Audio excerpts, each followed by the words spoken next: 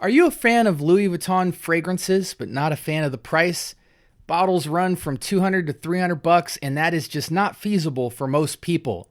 The clone dupe and inspired world is on a rampage right now, with clones coming out nearly every day, many of which are viable and in some cases better than the original for, I can't even say a fraction of the price, for nearly nothing comparatively to the price. And today is no exception. Strap up, grab your popcorn, let's go for a ride.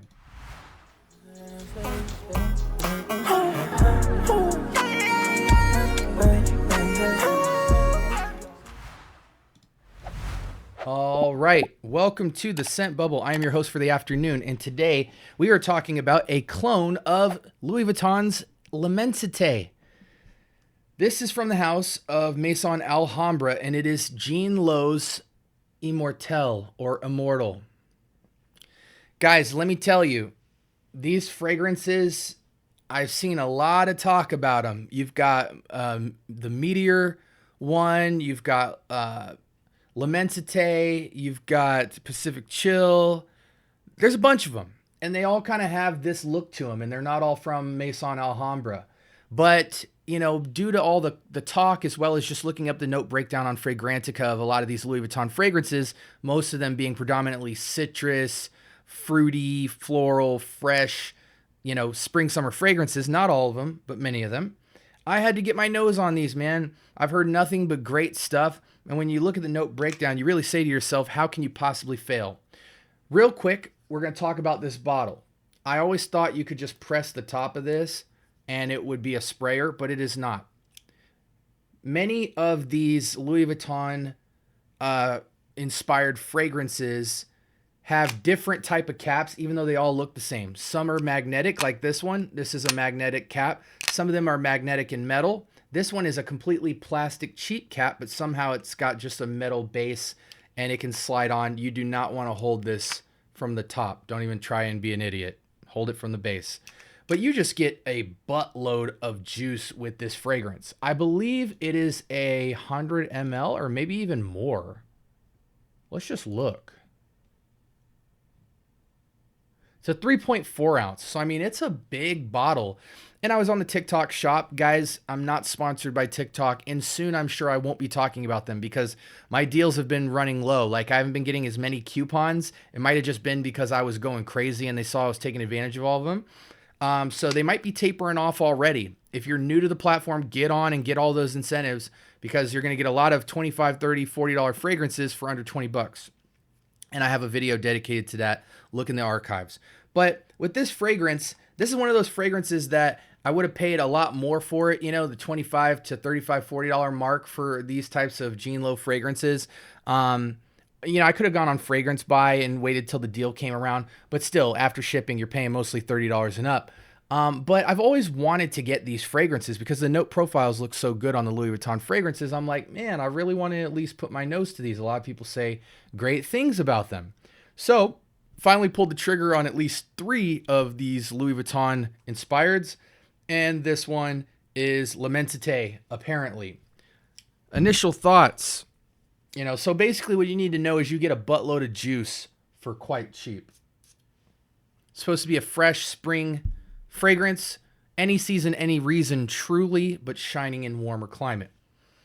Now, when I smell this, I immediately get a blast of freshness and amber. So I would say this is like not freshness in terms of like oceanic or shower or whatever. What I mean by fresh is citrus, guys.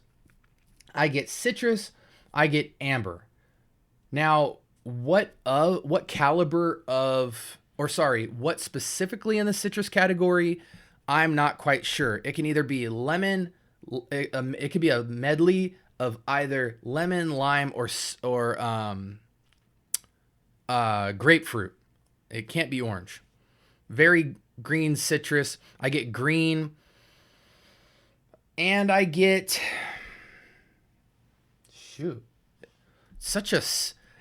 I get cedar almost, but just a very fresh.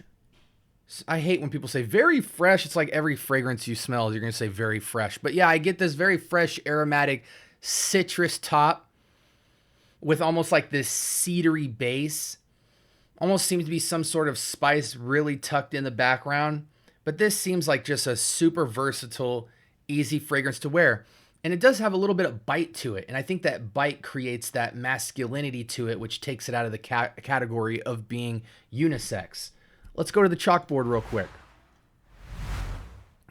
Okay, so here are the notes of L'Immensité. Let's switch screens here. Up top, we have grapefruit, ginger, and bergamot citrus. In the middle, we have watery notes, sage, rosemary, and geranium. And in the base, we have ambroxan, labdanum, and amber. So in a nutshell, guys, top citrus, bottom amber, mid watery floral. You don't get too much of the florals that come in. It just kind of creates air and earthy freshness to this very citric heavy top.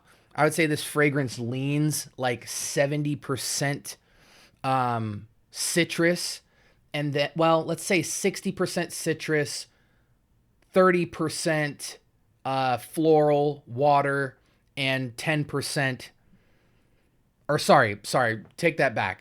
60% citrus, ginger, 30% amber, ambroxan, and then 10% watery note floral. There we go. Okay, let's get it together. Now, I was showing you L'Immensité by Louis Vuitton, and here is Jean Lowe's, the one we were just smelling. So pretty much copying it 1-to-1, I believe. Sage, rosemary, geranium. Yeah, exact same copy of formula. Now, as far as concentration, quality of ingredients, extraction, etc., we don't know. But this is supposed to be clone. You know, this is truly a clone scenario. I don't need to read off the notes because I just did with the previous fragrance. They are the same. But yes, just to repeat, 60% grapefruit, bergamot, ginger as a kind of citrus blast up top. It is fresh, but it's also riney. You know, you can really feel like you smell authentic citrus here. It can almost have kind of a cedary bite to it. You know what I'm saying? Let's switch screens here. It can have kind of a cedary bite, almost in a way where if you close your eyes and you carelessly think for a second, you might get somewhat of a kind of aftershave, alcohol-y type of aftershave that you would blast on your neck or something after you shave. Like it's almost kind of got that cedary barbershop feel a little bit. But let's put this on skin real quick just to let that dry down and see if we still get that vibe. Some people might tend to feel like this leans towards aftershave, and we're definitely going to see in the dry down, you know, that kind of just cedary pine needle aftershave vibe, which I'm actually not opposed to.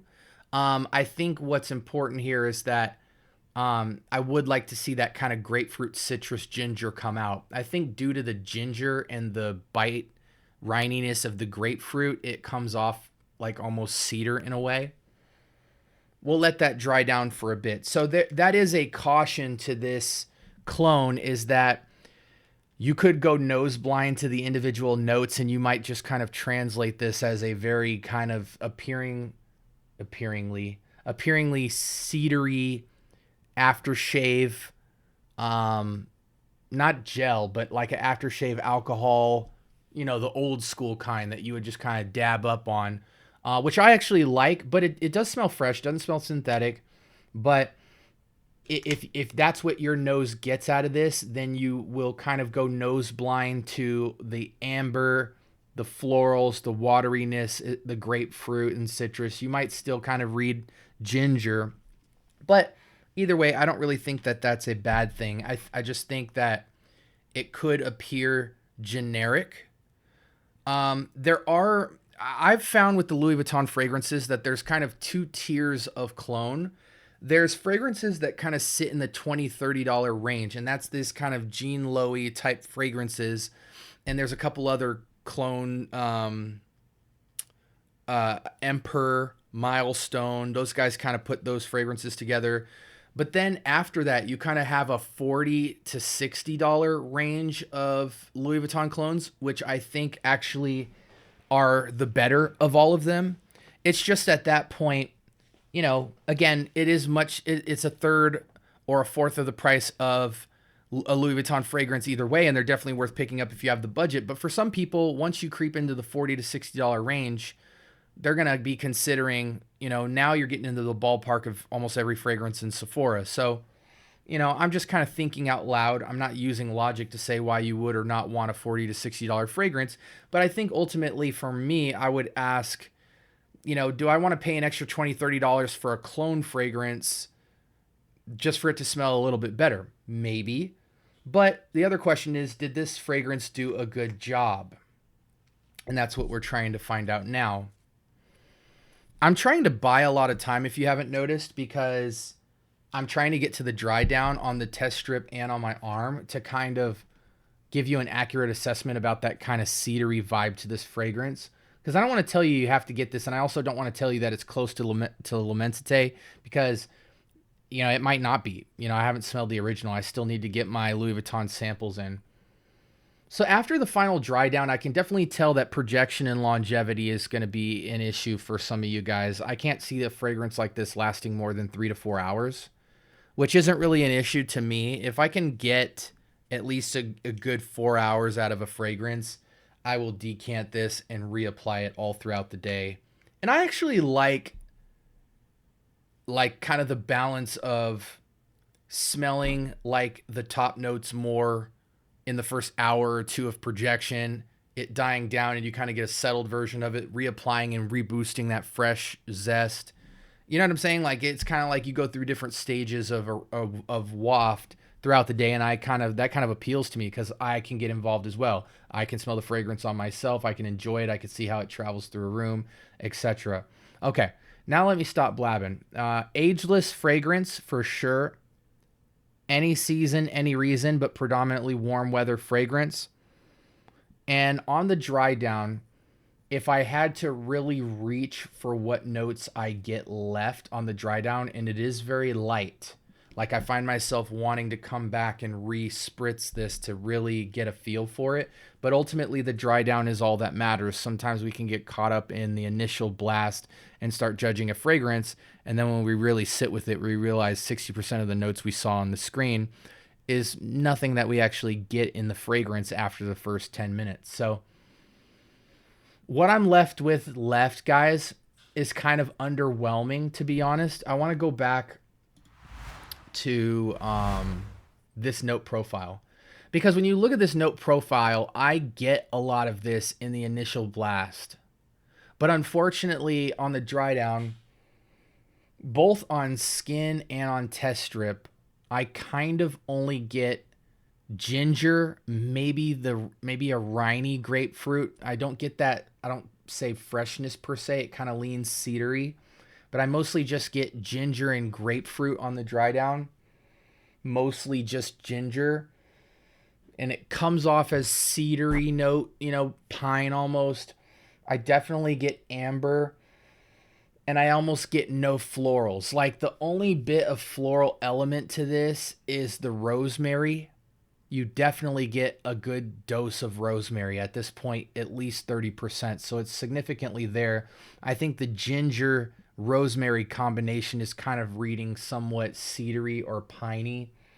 So that's the only part of the floral that's left, is kind of this green, woodsy rosemary that's stuck on the fragrance. And it's pretty much just that ginger with a touch of amber. It gets fairly simple on the dry down, guys. Like, you don't really get like this citrus medley on the dry down. I don't smell sage or geranium. It doesn't smell watery on the dry down. Again, ginger, rosemary, amber is kind of what you're left with, which is kind of underwhelming because the initial blast was so nice. Let me re-blast this. And the fact that it went away so fast, I can't even tell you it's got a good hour of projection with those elements. Yeah, like in the initial blast, it just smells fresher. You get the watery notes. The citrus smells more interesting. This might be different on skin composition, guys. But I don't know. Personally, I wouldn't pay more than $20 for a fragrance like this due to its lack of complexity. but I also would buy it for its simplicity. Um, I think this leans more older male, like 25 and up, just because once it gets to the dry down, it kind of goes into the rosemary amber category, which I don't think is striking to most young males. You know, it lacks sweetness, it's more zesty, it's more bite. It does have citrus, so that can appeal. But I think a young guy might want more to the fragrance. Like, I immediately think about Tarathi Blue. In fact, actually, I think about two fragrances. And again, I never want to convince you guys to buy a fragrance. Not every fragrance in my collection is stellar. So, this fragrance in its gingeriness reminds me of Lalic's Ecus. Very ambery vetiver. So you kind of get that earthy, cedary, rosemary-y kind of amber, but it's essentially amber and vetiver. Yeah, guys, like, okay. So immediately I will tell you Lalic's Ecus is brighter. And again, it hasn't dried down yet. I'm aware of that, but I've worn this fragrance enough to know that the perfumery here is of higher quality than this. Lalique Ecus, and this fragrance goes for $20 to $30, is a superior fragrance in the same vein of amber, citrus, rosemary as this Immortelle. It pops off the skin longer.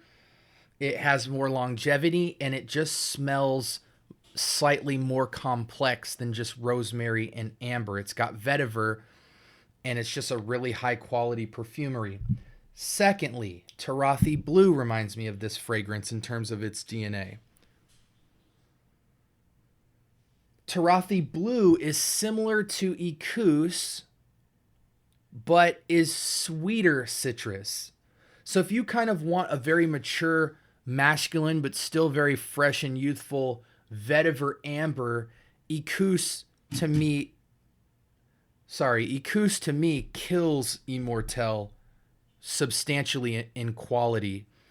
Secondly, if you want more of the sweeter fruit side to it, but you still want that kind of ambery citrus vibe, Tarathi Blue is going to be your kind of Bulgari Tiger Elysium type vibe. So I think these two fragrances are better picks. Again, on the TikTok shop, I got Tarathi Blue for $13. You'll probably get it for $20 to $30, as well as the Ecus. And the L'Immensité clone here, I think I got for about 20, 25 bucks. So here's an example, guys, where I'm telling you to go with these instead. But if you don't have either of those and you come across a really good deal, I think you could have some great use case. The only thing I think would really encourage someone to buy a fragrance, this one specifically, is all the juice that you get. You know, it's a fairly linear fragrance. It's citrus and amber. You can't go wrong. Maybe this, I can't even say it's a good layering fragrance because it's so light. It's not really going to provide any backbone to whatever you throw on top of it either. So yeah, guys, I don't know. If you can get this fragrance for $20 or less and you need something simple, amber, rosemary, ginger, and you like that, it's not going to make you sad, but in the 30 and under category, here's just an example of two fragrances that really knock it out of the park and take what this did and ramp up the sophistication to make it smell more high class. So is it worth the purchase? I'm going to give it a maybe at best. It is not a bad fragrance by any means. But I think this fragrance is certainly overhyped.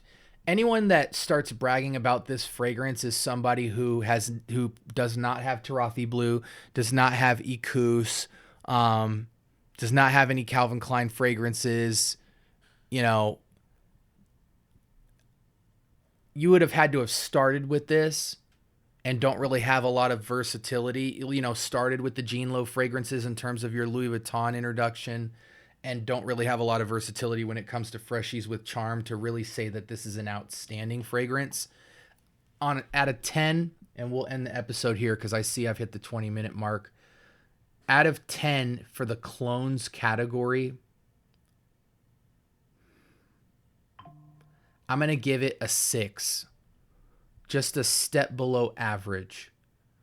I would wear this proudly out in public, but in terms of wow factor, longevity, price, sophistication level, I have to say that it's below average.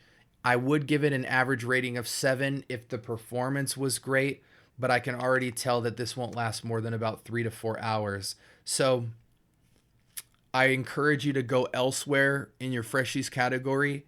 But if you stumble across an incredible deal for this, you can't beat the fact that it's a lot of juice and it's fairly linear and it's a neutral profile that can have a lot of distance on it.